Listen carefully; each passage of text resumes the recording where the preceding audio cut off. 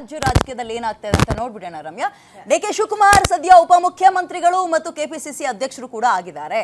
ಆದ್ರೆ ಕೆಪಿಸಿಸಿ ಅಧ್ಯಕ್ಷ ಸ್ಥಾನದಿಂದ ಇನ್ನು ಎಷ್ಟು ಅಂತ ಅವ್ರನ್ನ ಮುಂದುವರಿಸ್ತೀರಿ? ಅವ್ರಿಗೆ ಹೆಚ್ಚುವರಿ ಜವಾಬ್ದಾರಿಗಳು ಸ್ವಲ್ಪ ಕಡಿಮೆ ಮಾಡಿಸೋಣ, ಬೇರೆಯವ್ರಿಗೂ ಅನುಕೂಲ ಮಾಡ್ಕೊಡೋಣ, ಕಾಯ್ತಾ ಇದ್ದಾರೆ ಕುರ್ಚಿಗೋಸ್ಕರ ಅಂತ ಸಿದ್ದರಾಮಯ್ಯ ರಾಹುಲ್ ಗಾಂಧಿ ಅವ್ರನ್ನ ಭೇಟಿಯಾದ ಸಂದರ್ಭದಲ್ಲಿ ಚರ್ಚೆ ಮಾಡಿದ್ದಾರೆ ಅಂತ ಹೇಳಲಾಗ್ತಾ ಇದೆ. ಓಕೆ, ಇನ್ ಕೇಸ್ ಕೆಪಿಸಿಸಿ ಅಧ್ಯಕ್ಷರ ಬದಲಾವಣೆ ಆದ್ರೆ ಯಾರಾಗ್ತಾರೆ? ಇದಕ್ಕೆ ಸಂಬಂಧಪಟ್ಟಂತೆ ಚರ್ಚೆ ಆಗಿರೋದು ಏನು? ಡೀಟೇಲ್ ಆಗಿ ನೋಡ್ಕೊ ಬರೋಣ ಬನ್ನಿ.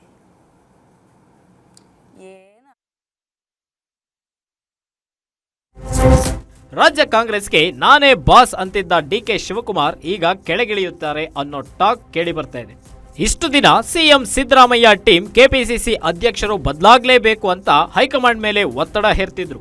ಅದಕ್ಕೂ ಈಗ ಕಾಲ ಬಂದಿದೆ ಅಂತ ಹೇಳಲಾಗ್ತಾ ಇದೆ. ಅಂದ್ರೆ ಕೆಪಿಸಿಸಿ ಅಧ್ಯಕ್ಷ ಸ್ಥಾನದಿಂದ ಡಿಕೆಶಿಯನ್ನ ಕೆಳಗಿಳಿಸ್ತಾರೆ ಅಂತ ಹೇಳಲಾಗ್ತಾ ಇದೆ.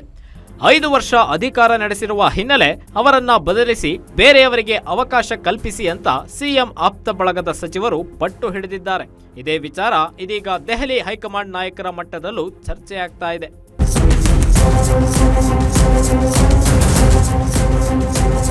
ಚುನಾವಣೆಯ ನಂತರ ಸರ್ಕಾರ ಅಧಿಕಾರಕ್ಕೆ ಬಂದ ಬಳಿಕ ಡಿ.ಕೆ. ಶಿವಕುಮಾರ್ ಸಿಎಂ ಆಗಬೇಕು ಅನ್ನೋ ಕನಸು ಕಂಡಿದ್ರು. ಆದ್ರೆ ಸಿದ್ದರಾಮಯ್ಯ ಸಿಎಂ ಆಗಿ ಆಯ್ಕೆಯಾದ ಬಳಿಕ ಡಿಕೆಶಿ ಕೆಪಿಸಿಸಿ ಅಧ್ಯಕ್ಷರಾಗಿ ಮುಂದುವರೆದಿದ್ರು. ಹೀಗಾಗಿ ಸಿಎಂ ಸ್ಥಾನ ಸಿಗೋವರೆಗೂ ತಾವೇ ಕೆಪಿಸಿಸಿ ಅಧ್ಯಕ್ಷರಾಗಿ ಮುಂದುವರಿಯಲು ಡಿಕೆಶಿ ಮನಸ್ಸು ಮಾಡಿದ್ದಾರೆ.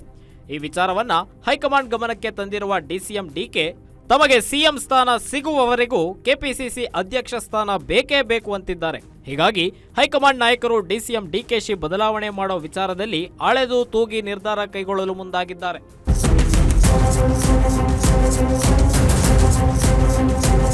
ಇನ್ನು ಡಿಕೆ ಕೆಳಗಿಳಿದ್ರೆ ಸತೀಶ್ ಜಾರಕಿಹೊಳಿ ಹಾಗೂ ಈಶ್ವರ್ ಖಂಡ್ರೆ ಕೆಪಿಸಿಸಿ ಅಧ್ಯಕ್ಷ ಸ್ಥಾನ ಏರಲು ಉತ್ಸುಕರಾಗಿದ್ದಾರೆ.